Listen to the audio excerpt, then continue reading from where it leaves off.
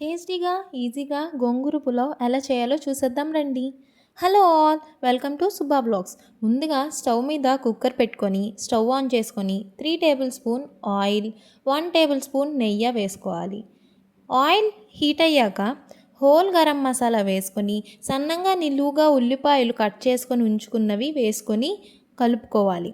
తరువాత 4 పచ్చిమిర్చి నిలువుగా కట్ చేసుకొని వేసుకోవాలి. మీకు ఇక్కడ మిర్చి కారం బట్టి వేసుకోవాలండి. వేసుకొని కలుపుకొని కొంచెం వేగాక 2 table spoon garam masala paste వేసుకోవాలి. వేసుకున్నాక కలుపుకొని సగం వేగాక అందులో కడిగి పెట్టుకొని ఉంచుకున్న గోంగూర ఆకులు వేసుకొని బాగా కలుపుకోవాలి.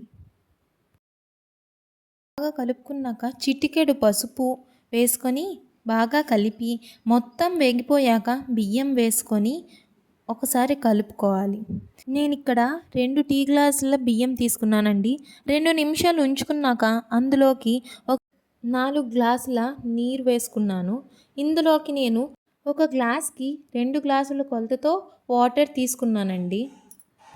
వాటర్ వేసుకొని కలిపి 1½ టీ స్పూన్ సాల్ట్ వేసుకున్నాను. మీకు రుచికి తగ్గట్టు వేసుకోండి. ఒకసారి కలిపి లాస్ట్లో కొంచెం నెయ్యి వేసుకొని కుక్కర్ మూత పెట్టి 3 విజిల్స్ వచ్చాక ప్రెషర్ మొత్తం పోయాక కుక్కర్ మూత తీసుకొని సర్వ్ చేసుకుంటే అంతే అండి. ఈజీగా చాలా టేస్టీగా గోంగూర పులావ్ రెడీ. మీరు ట్రై చేయండి, చాలా ఈజీగా ఉంటుంది. ట్రై చేస్తే కామెంట్ బాక్స్లో పింక్ చేయండి, మర్చిపోవద్దు. Thank you for watching. Please like, share and subscribe.